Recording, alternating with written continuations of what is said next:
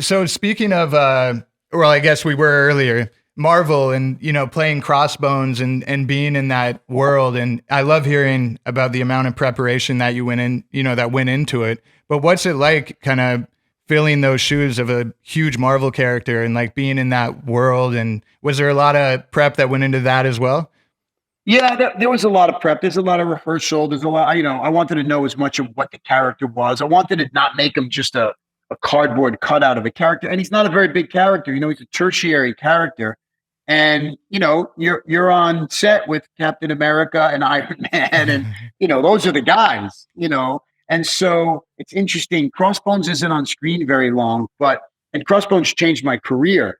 Crossbones is on screen for like 12 minutes in 3 movies, wow. Right? Now, Brock Rumlow is the iteration of who he is before he's Crossbones. He was in the movies a bit more, but Crossbones in the uniform isn't in the movie that much. And I knew that. And I said to myself, I have to make sure this guy pops. I have to make sure in a world where there are superstars with better costumes, I got to make this guy pop. And so what dialogue I had, I turned it upside down and I played with it and I made it funny and I made it fun. And somehow that character in the minds of the audience is an integral part of those movies. Oh yeah. And he's not in the movie. He's not in the movie that much.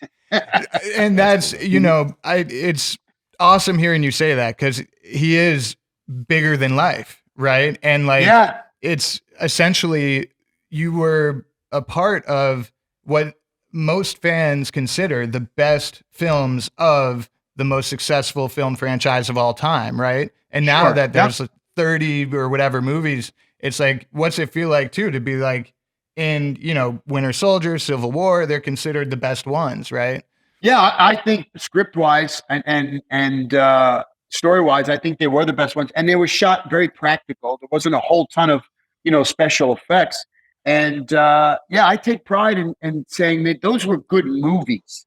Yeah. Those weren't just good Marvel movies. Like those were good movies. And I was just with Joe Russo and Anthony Russo and Kevin Feige and Lou Esposito.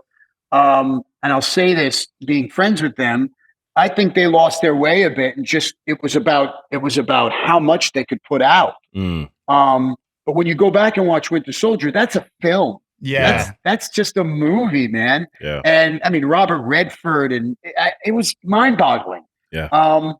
But again, I said to myself, you got to pop. You got to find a way to pop, or you're just going to get lost in the shuffle. And that's a great thing for actors to know. Yep. It's not about how big the role is; it's about what you do with it. It's about what you can do with it, man. So, now I'm in DC. So now. We just finished Creature Commandos, the animated series, which is a hard R. It's Gunn wrote every episode, directed every episode. Great cast, a really great cast.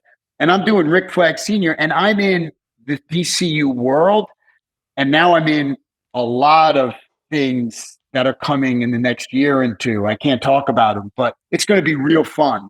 Go play that guy. Yeah, that's so exciting. That's awesome, that's so exciting. Yeah. We'll have to get you on in a year when it's all coming out and talk about it then, man. Yeah. Being able to be in Marvel and then now DC, I mean, these are like such sought after legendary things, right? So like, is there, from what you can talk about, like comparisons of how James Gunn is kind of running DC and then how those Kevin and all them are running Marvel? And there's some...